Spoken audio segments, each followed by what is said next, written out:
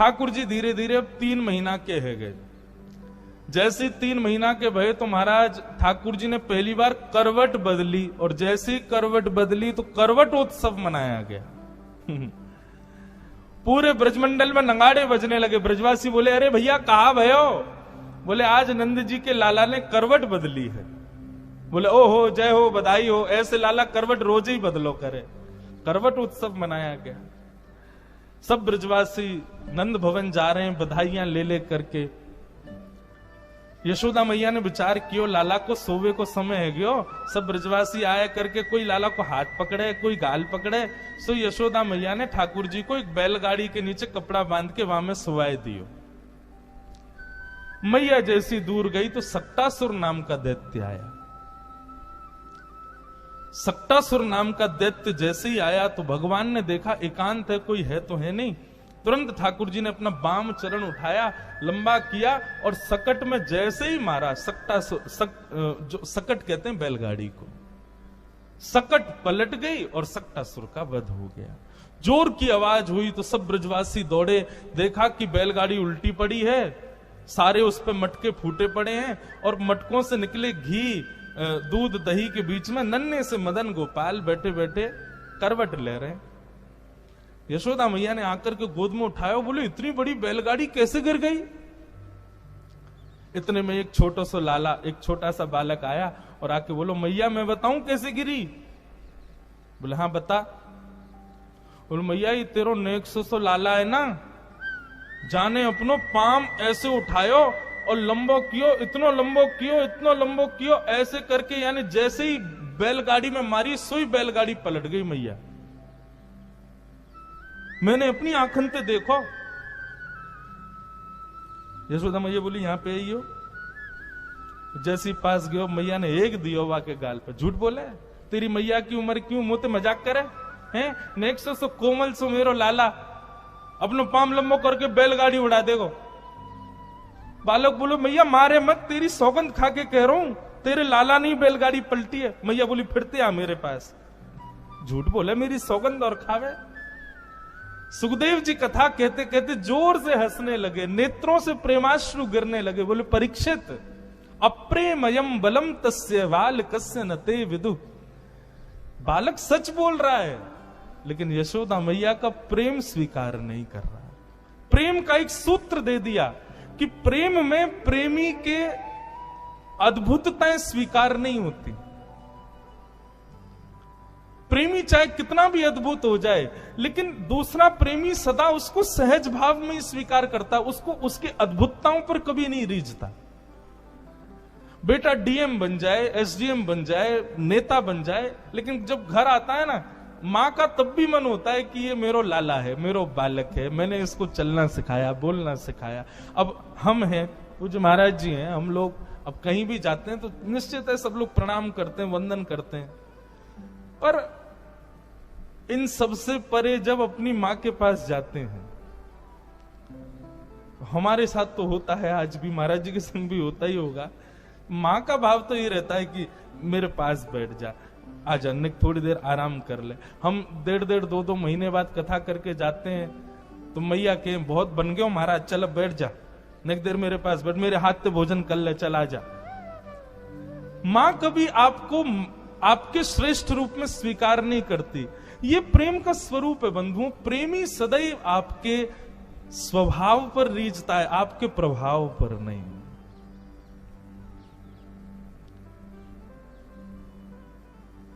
कई लोग पूछते हैं कि ब्रजवासियों से इतना प्रेम क्यों करते हैं ठाकुर जी? तो मन में यही भाव आता है कि क्योंकि ब्रजवासियों ने ठाकुर जी के प्रभाव को कभी स्वीकार ही नहीं किया।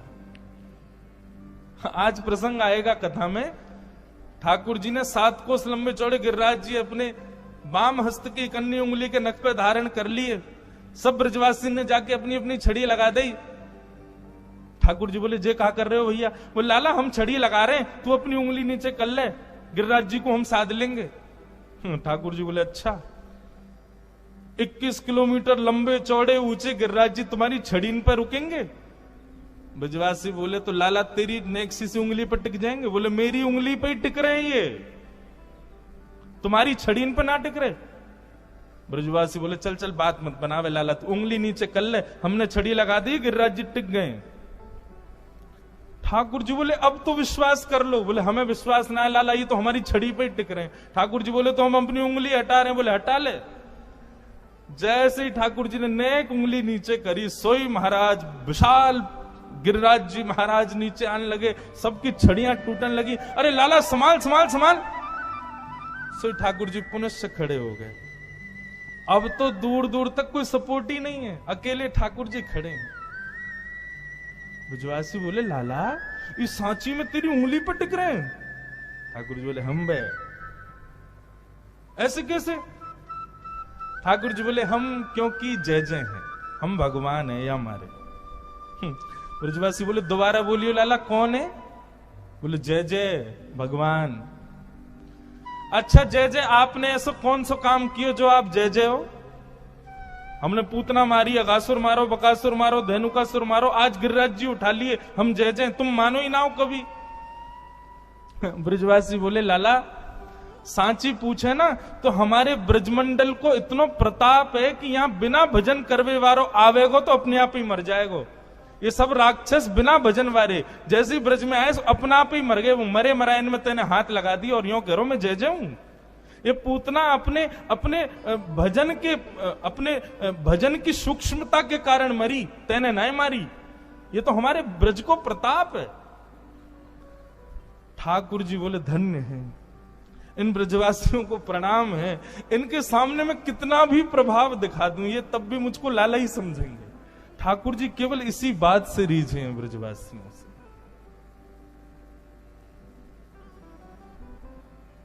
प्रेम में प्रभुत्व नहीं होता, प्रेम में प्रभाव नहीं होता, प्रेम में विशेष आपके आकर्षण के केंद्र बिंदु नहीं होते।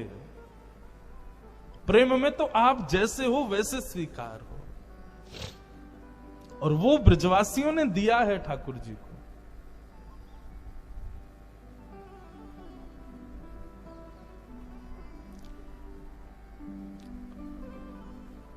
ठाकुर जी यशोदा मैया के अंग से लिपट करके भीतर चले गए। अब ठाकुर जी धीरे धीरे नकौर बड़े भये, 1 वर्ष के हो गए। 1 वर्ष के लाल जी भये, लेकिन अभी तक ठाकुर जी को नामकरण संस्कार न भयो। तब श्री गर्गाचार्य जी महाराज आए और गर्गाचार्य जी महाराज ने आकर के ठाकुर जी का नामकरण संस्कार किया। बड़े भैया का नाम राम रखा, पर बल की अधिकता होने के कारण उनको सब बलराम कहेंगे बता दिया।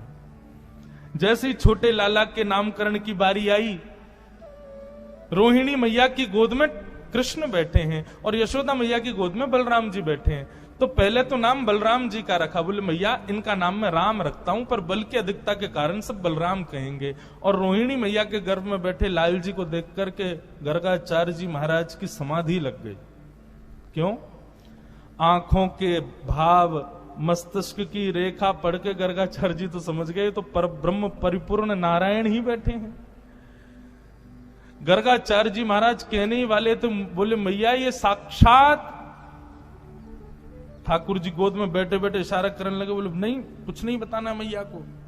इतने में ही बदल गए और बोले नारायण समो गुणई। मैया आपकी जो गोद में बालक बैठो है ना, ये साक्षात नारायण है। ऐसा नहीं कहा, वो बोले ये साक्षात नारायण के समान गुण वाला एक बालक है।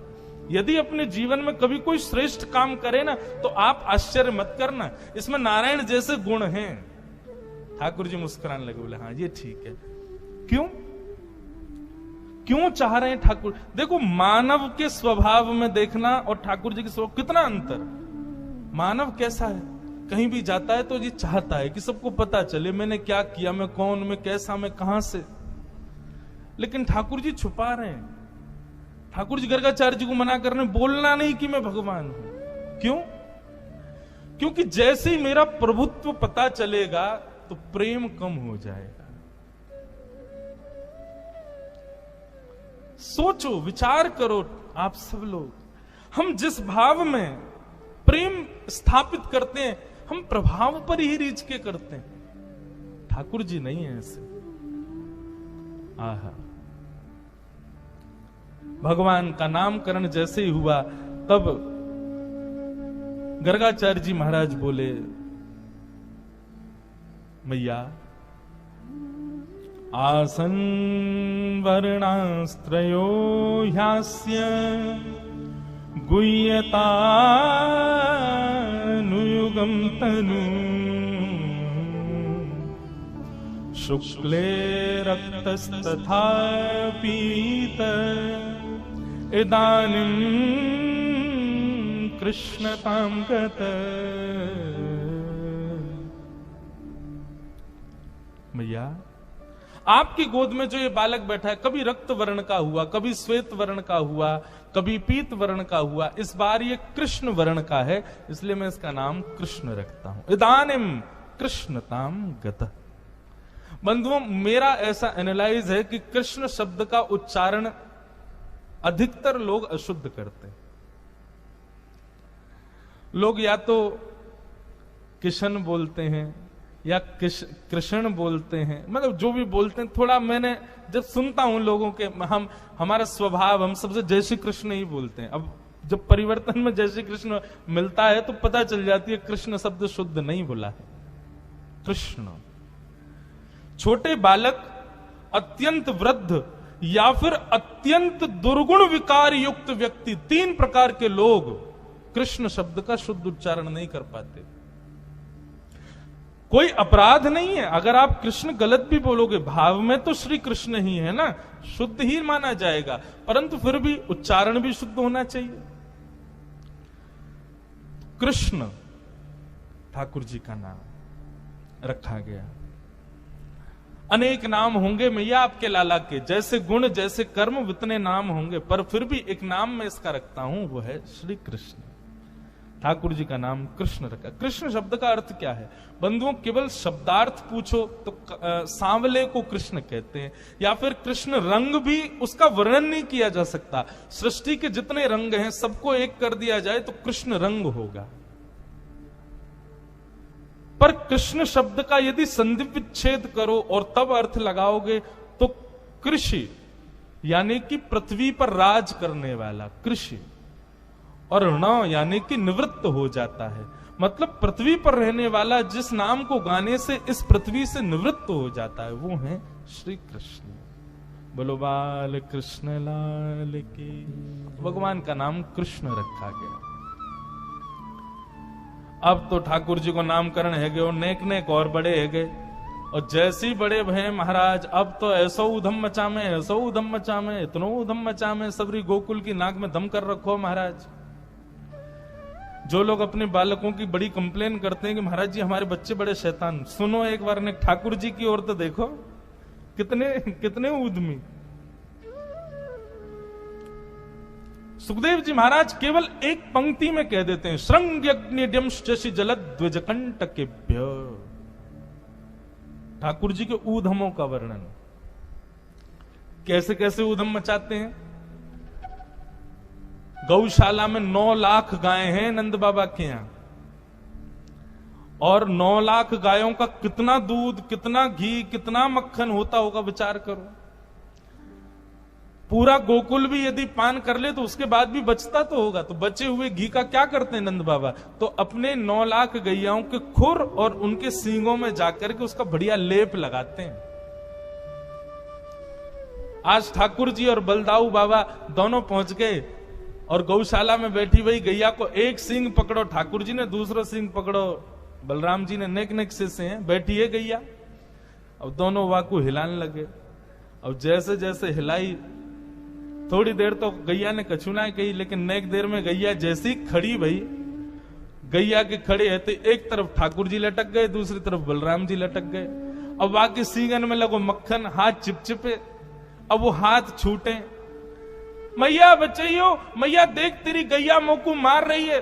तो तला के ठाकुर जी बोले, अच्छा गैया भी तो जानती है ना कि श्याम सुंदर है, तो गैया भी लेके जावे जहां पे गोबर को ढेर, गोबर के पहाड़ हैं, वहीं लेके जावे। बोले आओ बड़ो आनंद करो, सुबह सुबह मेरे सींगन पे चढ़ जाओ, चलो ठाकुर जी आपको आनंद कराऊं। और गोबर के ढेर के पास जैसे ही गैया पहुंचा, इतने में ही ठाकुर जी के हाथ चीखने हैं कि छूट जाएं और ठाकुर जी गले गले तक गोबर में जाके धस जाएं। यशोदा मैया आवे सो यहां तक ठाकुर जी गोबर में धसे हुए केवल मुख दिख रहा है। मैया निकारे लाला कितनों सजाओ, कितनों सुंदर बनाओ, घूम फिर गया गोबर में ही आके खेले। मुझको तो ऐसा लगे तू कहीं पूर्व जन्म को सूकर तो ना है। ठाकुर जी मंद मंद मुस्का के बोले, मैया भगवान के 24 अवतारन में जो बराह अवतार हो ना वो मैं ही हो। मैया बोली, हम बे तू ही तो हो, मौत हो आवे ना भगवान बने हमारी जान को। ठाकुर जी बीच बीच में सत्य भी बोल जाते हैं, लेकिन यशोदा मैया स्वीकार नहीं करते। श्रृंगी, अग्नि, द्यमष्टि, और द्यमष्टि तो इतना विचित्र है। ठाकुर जी क्या करते हैं, जैसे ही गैया के बछड़ा होता है सोई ठाकुर जी वहां को मुंह खोले, वहां के दांत गिने या के कितने दांत हैं, और फिर रोते रोते मैया के पास जाए, बोले मैया वाकई तो इतने सारे दांत हैं, मेरे 2-3 ही दांत क्यों? अभी ठाकुर जी की 2-3 ही दतुइयां निकली हैं। यशोदा मैया कहें, लाला तू दूध पिए कर, देख वो पूरे दिन दूध पीवे, हमारे वहां के दांत आ गए। तो ऐसे ठाकुर जी दांत गिनते हैं। कभी कोई बंदर मिल जाए, को मुंह खोल के दांत गिने कि कितने दांत हैं, फिर अपने गिने, जैसे ही अपने कम लगे सोई रोमे मैया के पास जाकर, मैया मेरो एक दांत कम है, देख वह बंदर को ज्यादा है। ऐसा ऐसा ठाकुर जी लीला करें। इन सब लीलाओं को देख के सुन के यशोदा मैया का और प्रेम होता है लाल जी से। द्विज ठाकुर जी का एक स्वभाव, और गोकुल में घूमेंगे, कोई संत मिले, कोई ब्राह्मण मिले, तो रास्ता में वासे मिलते ही कहेंगे, अरे आप यहां को घूम रहे हो, नंद बाबा आपकी प्रतीक्षा कर रहे हैं घर पे, यशोदा मैया ने 56 भोग बनाए आपके काजे, अरे जल्दी जाओ वहां प्रतीक्षा है रही है, हमारी मैया सवेरे तो भूखी, जब आप प्रसाद पाओगे तभी पाएंगी। ब्राह्मण बोले, मेरी प्रतीक्षा कर रही, जबकि ऐसा कुछ है नहीं। ठाकुर जी जबरदस्ती पूरे गोकुल को न्योत आते हैं कि आज तो यशोदा मैया तुम्हारी प्रतीक्षा कर रही है, जाओ भोजन पाओ। मतलब यशोदा मैया कहें, लाला मोए बता तो देकर तू कौन कौन को न्योतो दियावे, पूरे दिन यहाँ पे भीड़ लगी रे। मैया मैं तो यूं चाहूं कि तू पूरे दिन बस लगी रे, हमारे घर में अन्नपूर्णा मैया सदा विराजमान रहे, ब्राह्मणों को खूब भोजन करा, संतन को खूब भोजन करा, मैया तेरो दान पुण्य कभी खत्म ना हो, मेरी तो ऐसी भावना है। द्विजों से आनंद करते हैं। एक बार ठाकुर जी अपने समस्त ग्वाल बालों के संग पूजा खेल रहे थे।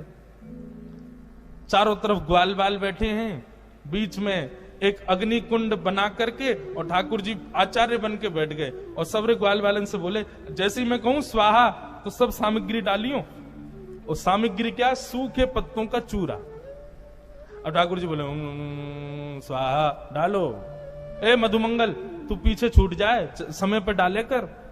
श्रीदामा बोले लाला या यज्ञ ते होगो का? बोले या यज्ञ करवे ते हमारी सुंदर सुंदर बहू आमेंगी, हमारो ब्याह है जाएगो। ठाकुर जी कितने बड़े हैं, अभी 3.5 वर्ष के हैं बस। अब तो महाराज सवरे समय समय पे वह यज्ञ को करें। एक दिना मधुमंगल ने आकर के कही, लाला मैंने तो सुनी है यज्ञ तब तक पूर्ण ना होवे जब तक ब्राह्मणन को भोजन नहीं कराओ। ठाकुर जी बोले तो ठीक है, आज ब्राह्मणन को भोजन करा देंगे। यज्ञ के बाद ठाकुर जी गए और सारे गोकुल के ब्राह्मणों को न्योता दिया है। बोले आज यशोदा मैया ने यज्ञ कियो है, आप सब ब्राह्मणों को भोजन करवे के काजे घर बुलायो है। अच्छा ठाकुर जी को पता तो था कि रसोई चलती रहे नंद भवन में, लेकिन इतने ब्राह्मणन की व्यवस्था थोड़ी थी। सब ब्राह्मणों ने जैसे सुना नंद भवन में भोजन, तो महाराज सैकड़ों हजारों ब्राह्मण आज तैयार होकर पहुंच गए नंद भवन। यशोदा मैया ने जैसे देखे इतने सारे ब्राह्मण, मैया बोली सबन को प्रणाम, आप सब कैसे आए? मैया तुम्हारो लाला आयो निमंत्रण देवे कि आज घर में यज्ञ भयो, आप सबन को भोजन पानो है, हम सब तो प्रसाद पावे आए। मैया सर पे हाथ धर के बैठ गई, बोले कहां जाऊं या लाला ते, आज सबन को नहीं तो दिया है। बोले हम बे, अच्छा मैं व्यवस्था तो करूंगी, लेकिन पहले तुम्हारे यजमान को तो ढूंढूं है कहां है। मैया गई सो ठाकुर जी पीछे खेल रहे ग्वाल बालन के संग। मैया ने आवाज लगाई, कन्हैया इतकुआ। ठाकुर जी ने जैसी यशोदा मैया देखी और संग में सबरे ब्राह्मण देखे, ठाकुर जी बोले मधुमंगल जी तो सांची को आ गए सबरे, मतलब सच में आ गए। मधुमंगल बोलो तो निमंत्रण इतनो ठोस दियो तो आएंगे तो सही। बोले अब तो मैया मारेगी, लेकिन मैं अकेलो ना पिटूंगा, तू चल मेरे संग, तू भी पिटेगो, ते नहीं तो ये सलाह दी कि ब्राह्मण को भोजन करानो है। ठाकुर जी पहुंचे, यशोदा मैया ने कही, अरे लाला ये सब ब्राह्मण आ गए हैं, सबन ने यो कही, तेने इनको जाके न्योतो दियो, यो कही कि हमारे घर पे यज्ञ भयो, भोजन करवे आइयो, मोते बिना पूछे तेने इन सबन को न्योतो कैसे दियो? अरे एक आ जाए, दो आ जाए, ठीक है, इतनी व्यवस्था तो है, अबे हजारों ब्राह्मणन को मैं कैसे भोजन कराऊं? ठाकुर जी बोले, मैया तेरी सौगंध खा के करो, मुझको तो जो ना पता इनको घर कौन सी गली में मैं ना जानू, इनको ये अपने आप ही आ गए। ब्राह्मण देवता बोले, मैया हम सांची बोल रहे हैं, वेदन की सौगंध, तुम्हारे लाला ने न्योतो दियो हमको। मैया ने पूछी, लाला अब तू बता कहा करूं? तो ठाकुर जी बड़ी सहज अटपटी वाणी बोल के कहते हैं, बोले मैया देख, हम पूजा पूजा खेल खेल रहे, वहां में मंत्र भी नहीं बोले गए, ब्राह्मण भी नहीं बुलाए गए, फिर भी हमारा यज्ञ है गयो, क्योंकि खेल खेल को यज्ञ हो ना मैया। अब खेल खेल को यज्ञ तो खेल खेल की प्रसादी। ये सब भी हाथ में दोना लेके कहते, हाँ भाई मोहन तार बहुत बढ़िया बनी है, अब देखो जलेबी तो बहुत ही स्वाद है, पूड़ी इनको स्वाद तो कहा कहूं, अरे आलू की सब्जी कितनी बढ़िया, खाली पत्तल लेके ये भी वहां में भाव ही रख लें, जैसे भाव से हमारी पूजा वही वैसे भाव से इनको भोजन। सब ग्वाल बाल बोले, बोल बाल कृष्ण लाल की जय, हमारे लाला की जय। देख लाला ने कितनी बढ़िया युक्ति बताई। यशोदा मैया को क्रोध भी आता है और फिर हंसी भी आती है ठाकुर जी के भाव पर।